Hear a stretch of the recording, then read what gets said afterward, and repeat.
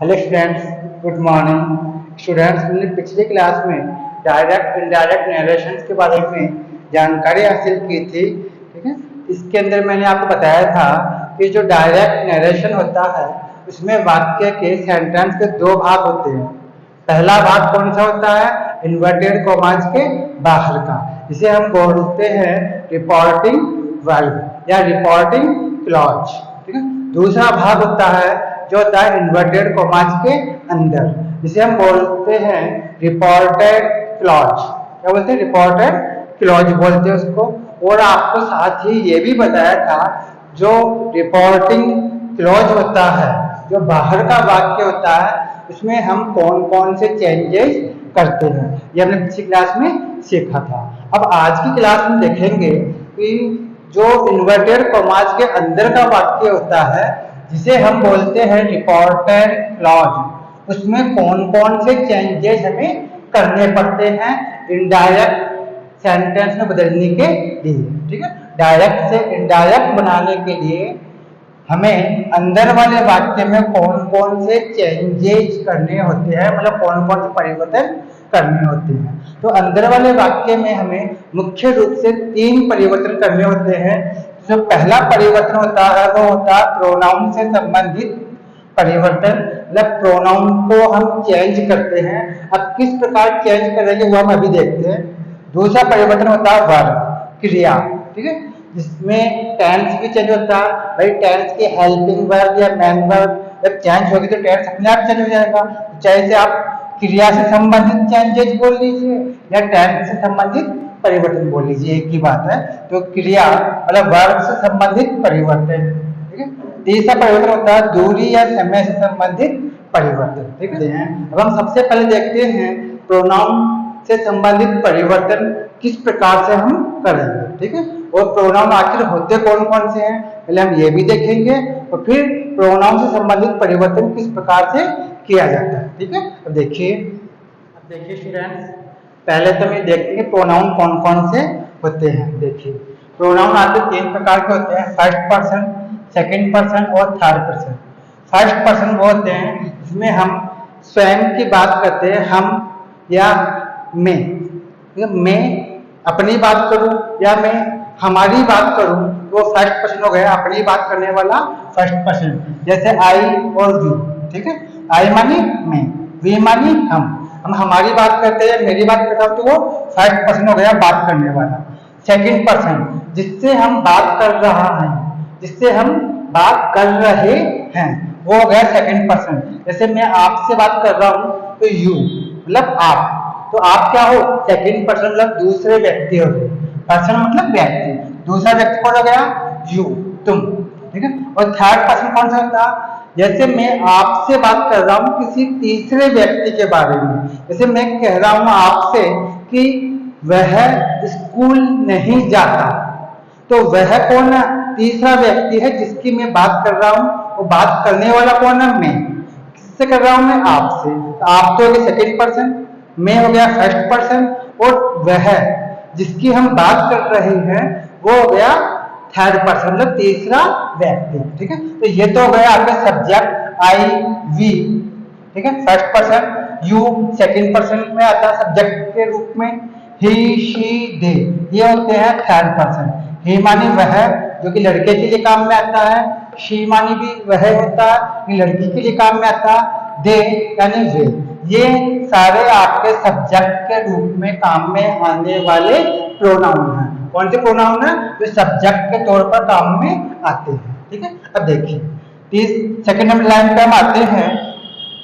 यहाँ पर आई और मी, ये तो हो गए ऑब्जेक्ट वाली लाइन। ये आई और मी के बीच में एक शब्द होता है जो एक रिलेशन मतलब एक संबंध को प्रदर्शित करता है, जिसे हम बोलते हैं पॉसेसिव प्रोनाउन।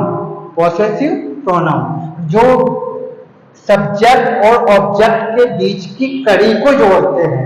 जैसे आई मानी मैं, माई मानी मेरा। ठीक है, और मी मानी मुझे। तो ये नीचे जो लाइन दे रखी है मी मानी मुझे, अस मानी हमें, यू मानी तुम्हें, ठीक है, हेम मानी उसे, हर मानी उसको, देम मानी उन्हें। ये ऑब्जेक्ट की लाइन होती है, लेकिन जो बीच वाली जो लाइन होती है ये पॉसेसिव प्रोनाउन होते हैं, जो कि सब्जेक्ट और ऑब्जेक्ट के बीच की कड़ी को जोड़ते हैं।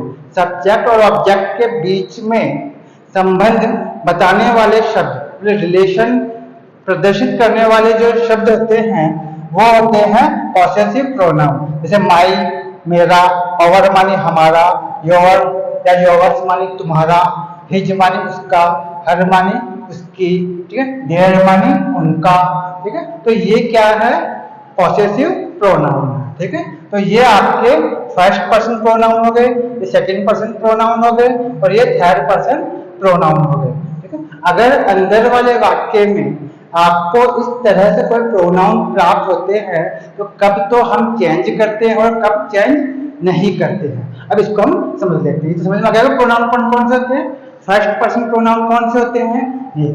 ये जो दो लाइन स्टार्टिंग की है वो फर्स्ट पर्सन प्रोनाउन की है। ये जो सेकंड लाइन है यू, योर, यू, मतलब यू से बनने वाले शब्द, यू, योर, यू, ये क्या हो गए? Second person. यो मानी तुम, तुम्हारा, तुम्हें, ठीक है। हे मानी वह, हिज मानी उसका, हिम मानी उसको, ठीक है। तो ये थर्ड पर्सन प्रोनाउन हो गई है तीन लाइन के अंदर और ये सेकंड पर्सन प्रोनाउन हो गए। अब देखते हैं इनमें आपस में चेंजेस कब तो होता और कब नहीं होता, ठीक है। देखिए आगे, तो समझ में आ गया? ठीक है, देखिए आगे। अब आपने तो देख लीजिए कि प्रोनाउन कौन कौन से होते हैं। अब हम ये देखते हैं प्रोनाउन में ही हम चेंज किस प्रकार से करते हैं और चेंज कब नहीं करते हैं, ये भी देख लेते हैं। इसके लिए तीन नियम आपको ध्यान रखने पड़ेंगे। पहला नियम है, यदि इन्वर्टेड कॉमाज के अंदर, जो इन्वर्टेड कॉमाज के अंदर आपके जो रिपोर्टेड क्लोज होता है उसमें अगर फर्स्ट पर्सन प्रोनाउन हो तो वह बाहर वाले वाक्य के सब्जेक्ट के अनुसार बदला जाता है, ठीक है। अगर अंदर फर्स्ट पर्सन प्रोनाउन हो तो बाहर वाले वाक्य के सब्जेक्ट के अनुसार उसको हम चेंज करते हैं। और कैसे चेंज करेंगे अभी हम आपको एग्जांपल देंगे अभी, ठीक है। अब देखिए दूसरा नियम है, यदि इन्वर्टेड कॉमाज के अंदर सेकंड पर्सन प्रोनाउन हो, सेकंड पर्सन प्रोनाउन का मतलब होता है यू, योर, ठीक है, यू, ठीक है, हो तो बाहर वाले वाक्य के ऑब्जेक्ट के अनुसार बदला जाता है।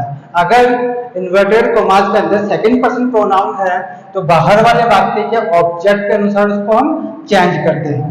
अब तीसरा नियम है, यदि अंदर थर्ड पर्सन प्रोनाउन हो, अगर थर्ड पर्सन हो अंदर इन्वर्टेड कॉमास के अंदर, ठीक है, मतलब जो रिपोर्टेड क्लोज होता है उसमें अगर थर्ड पर्सन प्रोनाउन कोई दिया हुआ हो तो उसमें कोई भी चेंज नहीं होगा, उसमें नो चेंज, मतलब कोई परिवर्तन नहीं करना है।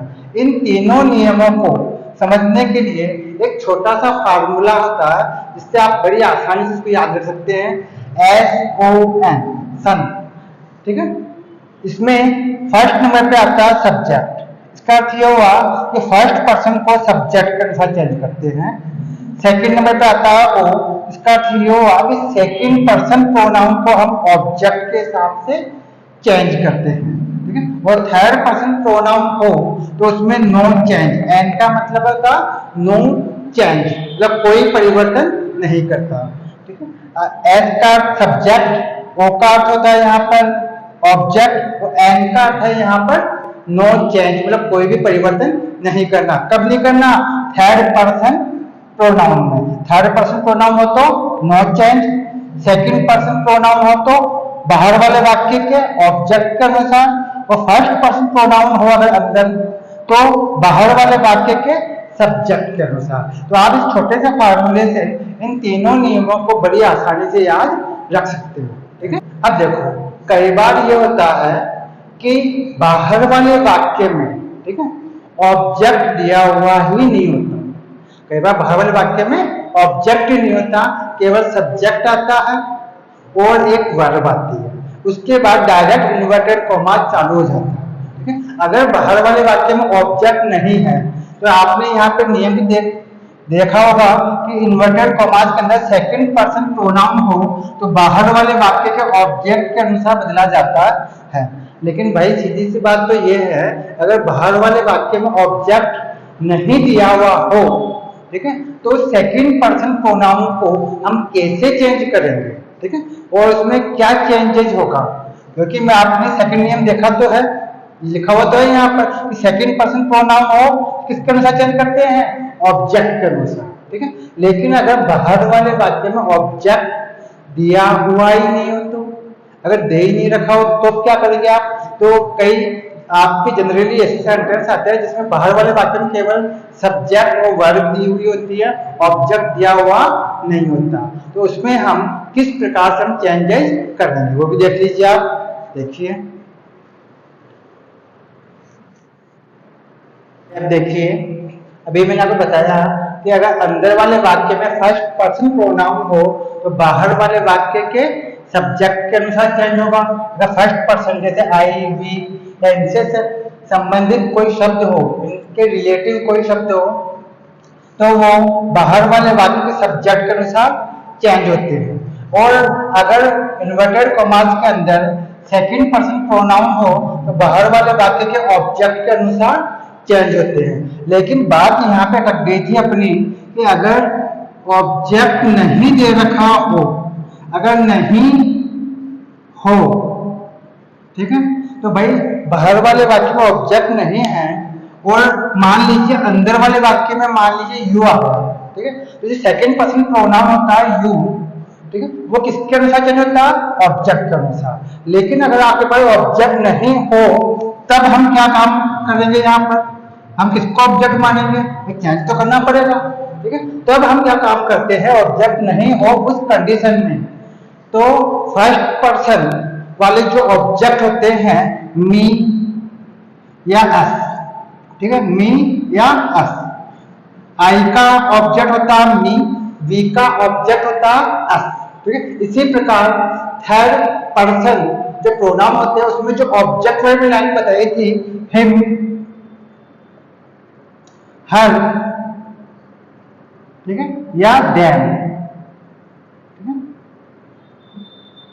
इनमें से हम किसी एक को सुविधा अनुसार ऑब्जेक्ट मान लेते हैं, ठीक है। या तो आप इनमें से किसी को भी एक को ऑब्जेक्ट मान सकते हैं, यहाँ पर नहीं दिया हुआ होता अपनी सुविधा अनुसार, ठीक है, सेंटेंस के भाव के अनुसार आप किसी भी मी, अस, हिम, हर या देम इनमें से किसी को भी यहाँ पे ऑब्जेक्ट मान सकते हैं। अब आप बोलेंगे हमारे तो कुछ समझ में नहीं आया, अब देखिए एग्जाम्पल लेते हैं हम, ठीक है। अब देखिए हम एग्जाम्पल लेते हैं, इससे आपको आसानी से समझ में आ जाएगा। मान लीजिए मैं कहता हूँ एक डायरेक्ट नरेशन के अंदर हम एक सेंटेंस लेते हैं, गीता said, गीता ने कहा, क्या कहा, ये इन्वर्टेड कॉमा चालू हो गया, यहाँ पे देखिए ऑब्जेक्ट नहीं है, ठीक है, ये सब्जेक्ट हो गया गीता, ये वर्ब हो गई, ठीक है, इनमें ऑब्जेक्ट नहीं लिखा, डायरेक्ट आपके इन्वर्टेड कॉमा में लगा दिया। मैं लिखा यहाँ पर गीता सेड यू शुड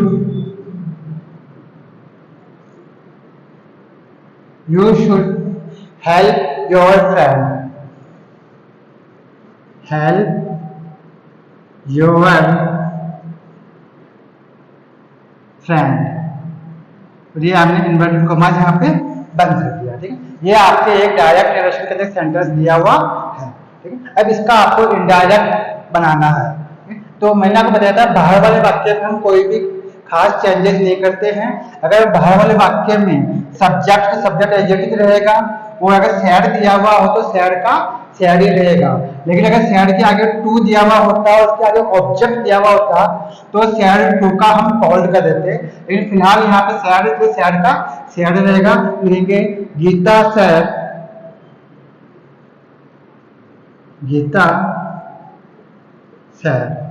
अब यहाँ पे ऑब्जेक्ट नहीं है बाहर वाले वाक्य में, ठीक है।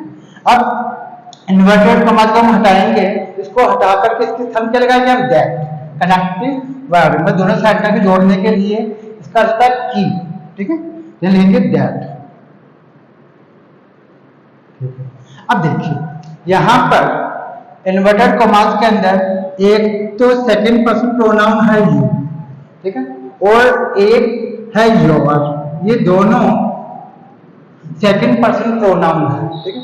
यू तो सब्जेक्ट है, जबकि जो योर है ये सब्जेक्ट और ऑब्जेक्ट के बीच का वर्ड है, ठीक है। सब्जेक्ट और ऑब्जेक्ट के बीच का वर्ड है जो संबंध बताने के काम में आता है, ठीक है। तो आप देखें यू, तो यहाँ पर ये सेकंड पर्सन प्रोनाउन भी किसके अनुसार चेंज होगा?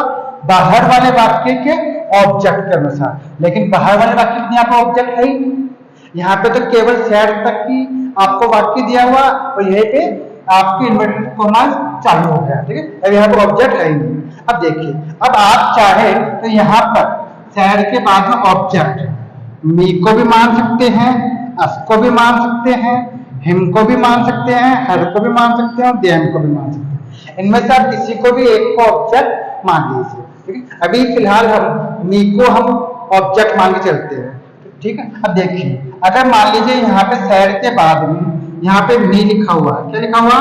मी, ठीक। अब यहाँ पर मी का जो सब्जेक्ट होता है मी वाली लाइन में, मी तो क्या ऑब्जेक्ट है, लेकिन मी का जो रिलेशन होता है उसमें सब्जेक्ट क्या होता है?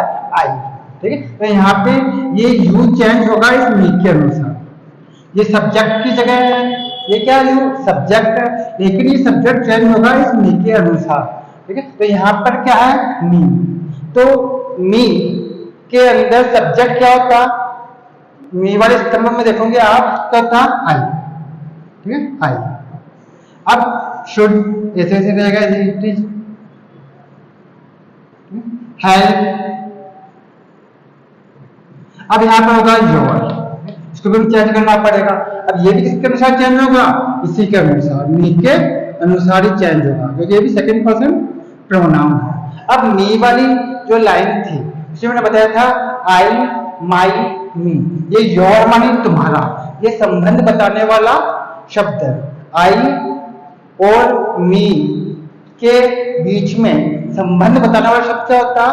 माई, जिसे हम बोलते हैं पॉसेसिव प्रोनाउन, ठीक है। तो मी वाली लाइन में जो मी की लाइन थी, मी का जो स्तंभ था, उसमें संबंध बताने वाला शब्द क्या होता है? मी का माई, ठीक है। क्या होता है?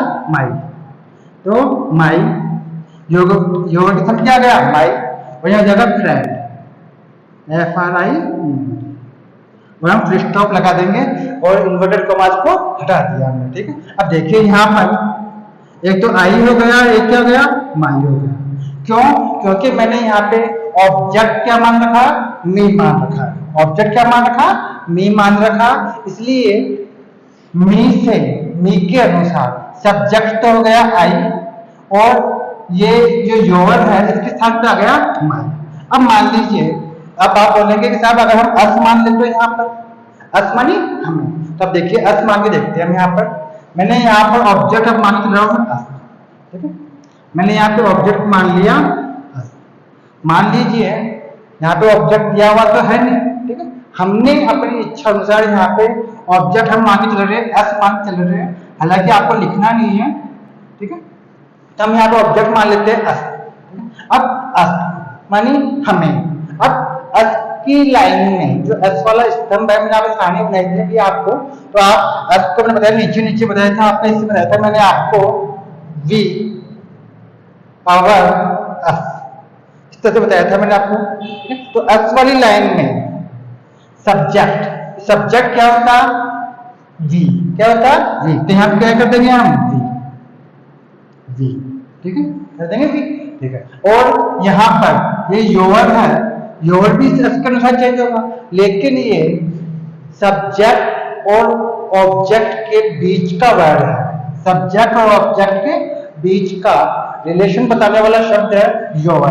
तो इसी प्रकार अस वाली लाइन में वी और अस के बीच में संबंध बताने वाला, रिलेशन बताने वाला शब्द क्या है? ओवर। तो यहाँ क्या जाएगा? ओवर, ठीक है, यहाँ जाएगा ओवर, ठीक है। अब देखिए ये हम इस प्रकार के सेंटेंस को हम बना सकते हैं, ठीक। अब तीसरा देखिए, मान लीजिए, ठीक है, मान लीजिए यहाँ पर हम मान लेते हैं हिम, ठीक। मैंने यहाँ पे ऑब्जेक्ट मान लिया हिम, ये सेंटेंस भी आपका सही है। इससे पहले वाला जो बनाया था वो भी हमारा सही था। अब हम मान लेते हैं यहाँ पर ऑब्जेक्ट मैंने मान लिया यहाँ पर हिम, भाई हमने तो यहाँ पर हिम माना यहाँ पर ऑब्जेक्ट, ठीक है। अब देखिए, अब हिम यहाँ पर जब ऑब्जेक्ट है, ठीक है, तो ये यू चेंज तो होगा इस ऑब्जेक्ट के अनुसार। भाई ये सेकंड पर्सन प्रोनाउन है यू, ये किसके अनुसार चेंज होता है? बाहर वाले वाक्य के ऑब्जेक्ट के अनुसार। अब बाहर वाले वाक्य में ऑब्जेक्ट ने मान रखा, मान लिए हिम है यहाँ पे, हिम HIM, ठीक है। अब हिम वाली लाइन में आप ध्यान से देखेंगे, यहाँ पे ऑब्जेक्ट है हिम, तो हिम का सब्जेक्ट होता है ही, ठीक है, और संबंध बताने वाला जो शब्द होता है वो होता है हिज, इस तरह से होता है, ठीक है, ही, हिज, हिम।